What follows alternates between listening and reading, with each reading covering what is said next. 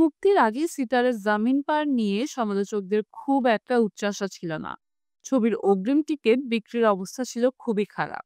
আবার রিমেক ছবি কেন করলেন আমির, অনেকে এ নিয়েও বিরক্ত ছিলেন। এছাড়া নেতিবাচক নানা প্রচারণা ছিল। কিন্তু গত শুক্রবার প্রেক্ষাগৃহে ছবিটি মুক্তি পেতেই যেন সব বদলে গেল। ৩ বছর পর প্রেক্ষাগৃহে প্রত্যাবর্তন স্মরণীয় করে রাখলেন আমির খান।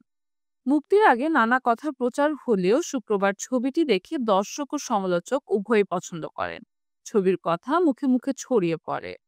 মুক্তির প্রথম দিন ছবিটি আয় করে ১১ কোটি রুপি, দ্বিতীয় দিনে ২২ কোটি রুপি। গতকাল রোববার ছিল ভারতের সাপ্তাহিক ছুটির দিন। এদিন ছবিটি ২৮ কোটি রুপি আয় করেছে।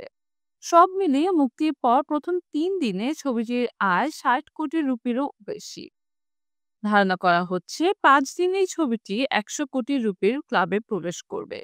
সিতারা জামিন পার ছবিটি ২০০৭ সালে মুক্তি পাওয়া আমিরের আরেকটি সিনেমা তারে জামিন পার এর সিকুয়েল।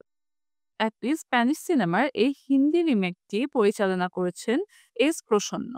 আমির খান ছাড়াও ছবির গুরুত্বপূর্ণ চরিত্রে আছেন জেনেলিয়া ডিসুজা। ছবিতে আমিরের সঙ্গে অভিনয় করেছেন বিশেষ চাহিদা সম্পন্ন ১০ শিল্পী।